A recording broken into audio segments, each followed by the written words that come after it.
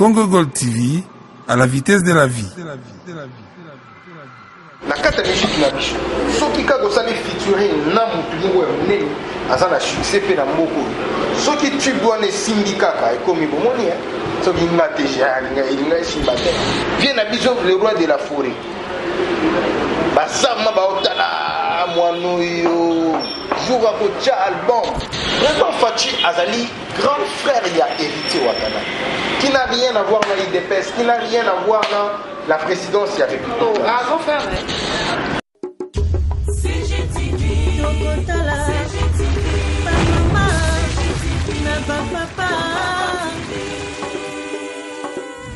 Michel Mayabo.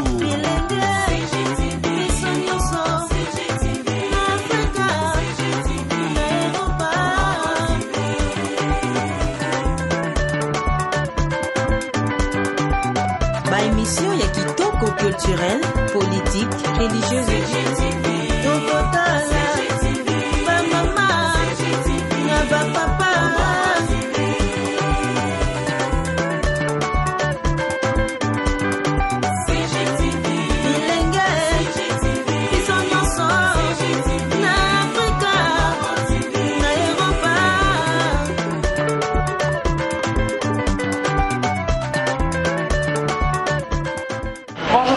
chers internautes, bienvenue encore une fois à cette émission de Medine Sona.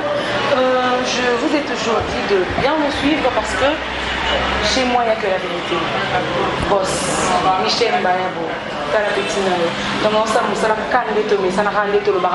parce que Pisso c'est toujours à la vitesse de la vie. Je vous ai promis que Lelo Nakoyambi Rabino Dadi Mola. Ensemble avec vous, on saura Dadi Mola, Azanani, Asalaganini, Alingini et Panani et Ponanini. Dans l'entretemps déjà, je vous demande de bien vouloir vous abonner à la chaîne Nanga Congo Gold TV, www.congogoldtv.cd. Bonjour monsieur Dadimola. Bonjour Mehdi. Ok, Dadimola. Mehdi. Ozanani. Ozanani. Osalakanini et Panani Ponanini. Dadimola. On a travaillé à Tim Ouattara comme étant directeur du marketing et commercial, porte-parole de Tim Ouattara. Je travaille pour la survie à Barana, et puis pour exemple, et puis pour travailler un jour dans le domaine musical. Et c'est qu'on a l'exemple. Ok, Orobi Bélé. Mais au lobby Moutier, parle un peu du groupe, évolution en groupe. Le groupe, ils ont tellement bien ma casse. Ils sont en pleine préparation à la production où ils faisaient la mission. Et puis, en pleine préparation, il y a un disque qui est toujours mis à la musique, mis à la chimie. Donc, pour les autres, c'est porté vraiment bien.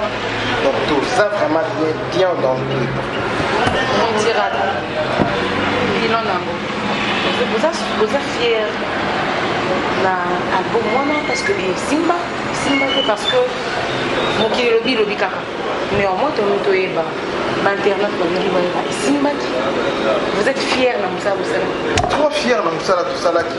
Trop fiers dans la retirada. Bato ba boyima ima. Baza bato ba sangi raison. Tala depuis retirada de Bima en 2016. Tout ça en 2019. Ça fait combien de temps pour comprendre que non bateau bazoluba baza ba jaloux. Oh, voilà. Sérieux? Baza ba oyo ba la musique congolaise.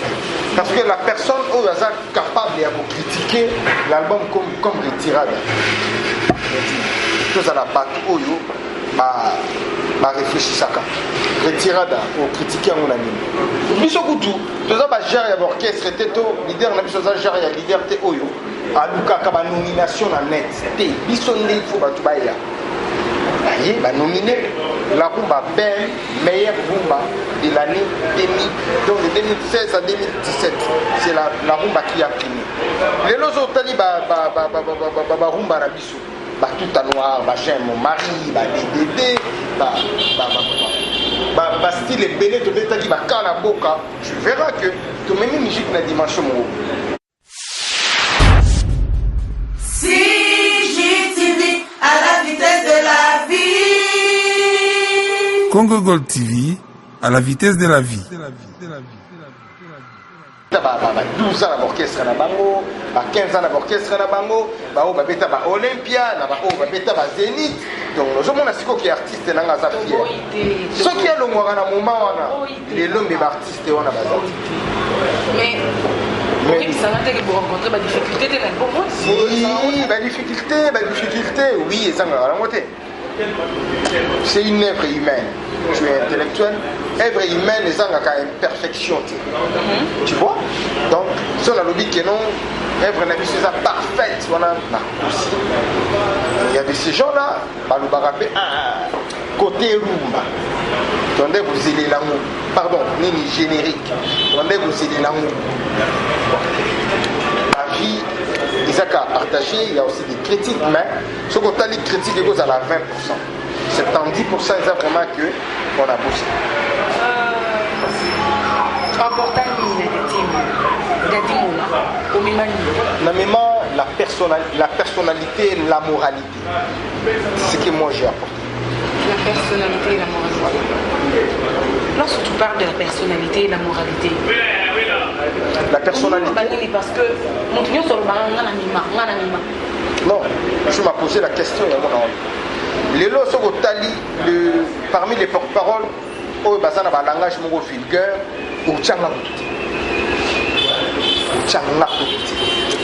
parmi les porte-paroles, conflictuels. Parmi les porte-paroles, film à la télévision, j'espère bien. Mais dis, PDG miel, PDG miel, tout le monde est intombable, vivable. Bon, si on a vu irréprochable là, on a aussi, mais on a norme, ils ont passé pour moi, tu vois, ils ont passé pour moi pour jouer. Fidèles internautes, vous l'avez dit, question pour vous la poser Dadimola, la poser. Monsieur Dadimola. Madame me dit. Dédine, Wata, avec ta capacité, na ba musicien, monsieur Nene a beaucoup de pour l'année, à Bangarani. À Bangarababé, de Motonae. Bon. Je ne sais pas jusqu'à preuve du contraire quel est cet artiste il y a 4e ou 5e génération à Sali featuring artiste il y a 3e génération puis il y a 4e génération. Je pense que jusqu'à preuve du contraire à Zat. Mais pour la répondre il y a boya kutanga bakombo ya bana. Lelo on a kine comment so ina bengi ka medina ndeni. Est-ce que boya na fête nanga oyo kaka on fête on nga na liaki batutu. Alors PDG mien, là on a un problème quoi? Est-ce que la copie de voiture on a qu'une démission? On a PDG mien la vendina va te belé l'agence immobilière mien la vie. Au moins il y a la voiture qui doit rouler là la carte musique na bicho. Ceux qui ka gosali featuring na mutu ngo ya munene azana succès pe na mboko. Ceux qui tu dois ne syndicat ka e komi bomoni ceux qui na déjà il est symbataire. Mais apparemment ba générique na bino ko accroché. Non voilà le coup. L'essentiel est ça que partout où il va mettre la musique générique na bicho beta. Mais ça n'accroche pas. Mais qui a dit ça? Mais les internautes me suivent, ils ont écrit, ça n'accroche pas. Et bah c'est exemple à 5e vitesse en plus, on se bien. Quand on parle déjà de la 5e vitesse, c'est qu'ils ont la carte à marcher, c'est qu'ils vont choisir le cas. C'est ça déjà la promotion. Aussi mango ya mo. On va aimer. Non, on va répondre à ma réponse là. Mais apparemment ça. La question là. Pour répondre à la justesse et belé. Si, il faut répondre à la justesse. Tout cela répondre à la justesse, t'es dans la sueur na ngandi. Tout le monde y a na makambuya. Président Félix Tshisekedi, respect beaucoup. À mon mari de pèse, tu as beaucoup de signes de politique dans la musique. Où c'est qui est Congolais à Bossalaka. Je suis en train de parler, il y a président actuel, tout le monde. Mais n'a pas répondre. Mais alors répondre, ça va bien, papa. Si on a l'objet qu'elle va répondre direct, il y aura de ces gens-là qui vont comprendre qu'à il faut na banda na passer pour na koma na prison. Seul musicien congolais au abanda ko yemba président Vital Kamerhe ti lelo ezaka awa. Tina moment président Vital Kamerhe a commencé à la difficulté, tout. Ouattara Zalaki n'a pas présent. Oyebi, quand Ouattara était encore dans la musique à maison mère, le problème n'est pas à soi. Pour en envoyer le président Vital Kamerhe, c'est son grand frère. C'est son yaya. D'où il n'y a pas président Fachi. Président Fachi Azali, grand frère, il y a hérité Ouattara, qui n'a rien à voir dans l'IDPS, qui n'a rien à voir dans la présidence, il y avait plus. Grand frère, et des deux. C'est son grand frère. Et des deux. Ceux qui ont les seuls musiciens congolais, Oyo, à l'ata chemise, il y a fait Papa Etienne Tshisekedi, qui fut le président de l'UDPS, c'est héritier Ouattara. Medine à l'époque, ceux qui Oyaka na sortie officielle, il y a un album la vie sur Retirada, dans l'hôtel Béatrice, tu allais voir chemise Oyo, héritier à saler la conférence de presse. Dans la chemise, il y a Papa Etienne. Combien? Mais ma cotate, mais héritier à côté, c'est même il y a président. Donc pour te dire que valeur Yamoutou, et ça quand la tête à Moutou, ça, Piakali. Valeur Yamoutou, et ça dit durant toute la vie. Si on est en bonne relation. Ok, c'est bon. Retirade des Tikana. Parce que c'est marquant dans Retirade de Mémine à Bambo qui est peut-être la manière qu'on imagine. On a imaginer, là, si tu es peut-être la manière qu'on imagine, mais la quai est pour la retirade. Donc, il faudrait que vous bandez la retirade. Vous allez d'accord? Vous allez d'accord, vous allez l'idée, ça va gagner ça.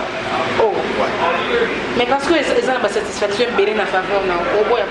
Je pense que le deuxième album, Mi-Ange Mi Démon, Tango Bouya, la satisfaction est pour Bakissa. CGTV à la vitesse de la vie. Congo Gold TV à la vitesse de la vie. He's coming in South Africa. He will be there soon.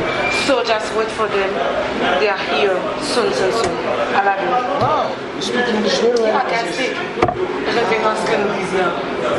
Papa, Solofi, Bélis, Retirada, la réponse sur Monsieur Ouattara, na concert et tout, na base. Bon, il s'est album, non? Ouais. Bon, on va rater. Pour Boloba qui est retiré, ma finir qui fait ma bouton, la machine est délai quand des ans. Si les lois, on a attaqué. Si les lois, ça, mais dans la vie, s'il n'y a pas un combat, c'est que vous avez tout. Le président fait place à ça. Donc, azo peine, azo réfléchir, azo composer, azo travailler dans ma parolier pour aider qui va rumba ya solo solo boya. Nani sous président Didier Lacoste. Ya Jackie, JDT Molopoué. Viens à Bison, le roi de la forêt. Basama baotala moanoyo. Jour à côté album. Pour que ces alango inondé. Oui. Jour album na biso bimamo na inondation ezalaki na victoire. Retirade. Et depuis retirade de bimam album seulement au bimaka silencieusement. Donc non nous aimons la numéro te beta mpe bataye bien on. Non nyonso yeba mara. Nyonso. Letini. Oh yo yebi so. Tenga na ebita. Parce que yo yebi ata na lobi donc oyeba noto. Peut-être non yeba tanto.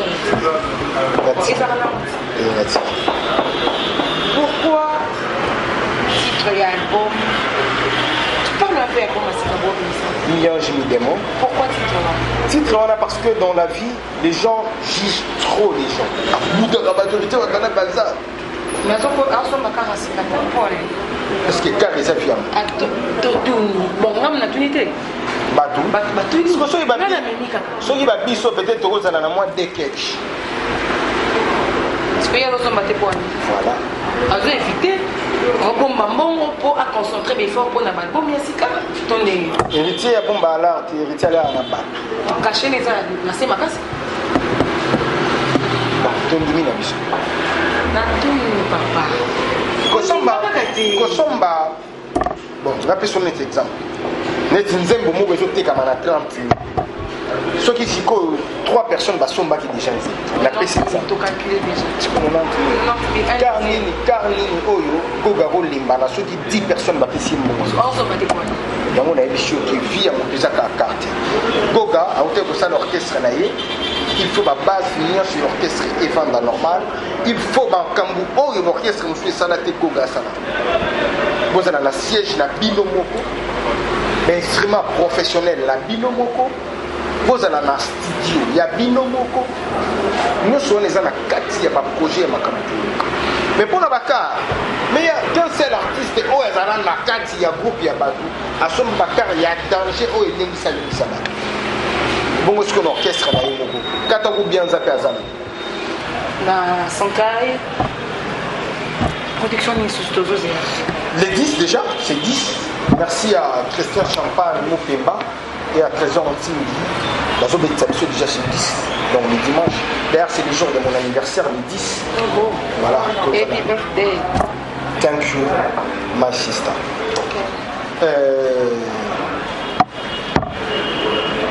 Les 10, déjà à partir il y a 16h, je sais pas, on a siège. Et bon, siège, déjà l'année à concert dans le village de Kemba. Et 17h, le musicien Mati, la podium. 18h, l'artiste est Mourou Mati. 23h, Tokati concert. Quel message Et le 16, pardon, le 16, on a la Congo-Brazzaville. Et ceux qui sont la Congo-Brazzaville, toujours si pas les 18, Congo-Brazzaville, vous mettez exactement place. Les amis dans l'hôtel, on a échappé. L'hôtel, Congo, et puis, tant toujours, si pas les 18, le 20, la bouche autorisée de Ouattara. Quel est le message clé que Ouattara va lancer à la population? Premièrement, son message, c'est un message de paix. C'est un message. Paix, ça n'a rien. Ton message, c'est une routine maintenant. Non. Moi, je pense que dans la vie où on a il y a ceux-là, peut-être la télévision qui faut, ça n'a qu'à succès. Or, tout ça, si je viens à la télévision, je dis, aimons nous vivons. Les aboutintés. Mais il y a ceux-là qui viennent à Olingane Yoti. À y la mentalité, peut-être 6e primaire par matin. Bisous tout le temps, pour qu'il y ait été. Pour qu'il y ait un mot vraiment. Toyebi, c'est quoi l'amour? Toyebi, c'est quoi la paix? Toyebi, c'est quoi l'unité? En relation à Ouattara, oui, tu es ami. Ni ça la rend bien. Je ne sais pas qui est mon tout. Bon, mon bal, c'est au Bokabouani. Toi, on a 2 sortes à Mibali. Tu as 2 sortes à Bassi. Je suis un peu de Bangama, je suis un peu de mais je suis pas tout normal. Elle fait sa vie, moi aussi je fais ma vie. Beaucoup d'amis à Médine, ça va bon. C'est un message codé. Non, c'est pas un message codé, non, répondre. Donc, entre les deux, Yebi, Nengeni, processus et Bandaki, Nengeni, processus et Fukura. Mais vous avez écrit une belle, la démission, là, voix mon code normal, Yebi, au niveau sur la cible. Mais dans le moment où nous allons débattre, le roi de la forêt, c'est notre père, et c'est notre idole. Donc voilà, tout le monde. Mais apparemment, t'entends parler de la d'inquiétude. Non, il n'y a pas de inquiétude. Il n'y en a pas. Ton visage a plus d'inquiétude. Non. Pourquoi? Par rapport à lui. Non, il faut comprendre qu'il y a inquiétude des ânes. Évitez mon tour ensemble, ceux qui comprennent qu'il y a inquiétude des ânes. Inquiétude des ânes. Tout ça bien, le roi de la forêt, Azan, vieil à héritier Watanabe. Héritier Watanabe, Azan, petit à le roi de la forêt. Côté Kuna et le Boisa qui main, tout est à musique. Quel est le meilleur gars? Ok, chers internautes, les amis de Medine Sona, on est là, on a parlé avec Dadimo. Un message à la population parce que le temps presse. Nous sommes bel et bien arrivés à la fin. Le message, je dois juste lancer un message de paix, un message d'unité, un message d'amour. C'est juste un message que moi je peux lancer à la population. Bien qu'il y a ceux-là qui vont mal commenter, ceux-là qui vont insulter, c'est leur manière. Tu t'attends à ça? Ouais, je m'attends à tout. Et quand je passe dans une émission, je me prépare. parce que nayebi ke bapropos na nga peut-être ekosepelisa directeur na biso Papi Lumumba, mais moto na nzambe asepeli te. Et pousser peut-être à commenter bien, à commenter peut-être à mal. Thank you, everyone. South Africa, we are coming. Congo Kinshasa, Congo Brazzaville, partout dans le monde, on est là. Medinzona, Champ Libre, Tozapon Bino. Monsieur Michel Bayabo, mon boss. Que longtemps, chef, on a dit au Salaranga, on va dire code à tout moment. Non, toi Michel Bayabo, vraiment, on a évité qu'on a les 10 annives dans le code, c'est à ta souhait car il s'est boss Oyoki. CGTV à la vitesse de la vie. Congo Gold TV à la vitesse de la vie. C'est ça l'agence immobilière Miel. Merci Chez le PDG Miel, en tout cas, toi qui as besoin d'acheter la maison, nous avons besoin de son stade, nous avons besoin de son terrain, nous avons besoin de son Sogini ou encore Atekana, pour Ateka terrain, Ateka stade, il n'y a qu'une seule adresse, l'avenue Kassabou numéro 8. Beaucoup dans ma bureau, il y a tout le monde, beaucoup dans mon ensemble, beaucoup dans le directeur Papi Lumumba, beaucoup dans PDG Miel, beaucoup sur la Kitoko ou encore vous pouvez nous appeler dans 00243 89 80 74 75 17. Donc sur vos Bengi, je te dis qu'il était bien, pas bien. Je te remercie et je t'encourage. Nous allons tellement bien. Continuez à vous salamon. Pas de polémique. Ça a vraiment une bonne certaine dans milliers à village. L'Inga orchestre et tout, donne la valeur à ton métier. Tu verras qu'il est bien. Les 10, déjà j'ai dit c'est mon anniversaire. Je salue la mère à mes enfants, Angela Mbenza depuis Paris, et tous mes enfants. Papa vous aime beaucoup.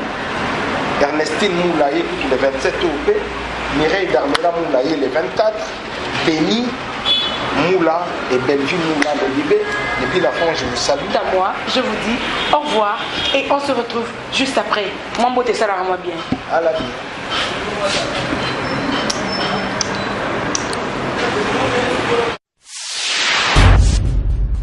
CGTV à la vitesse de la vie. Congo Gold TV à la vitesse de la vie.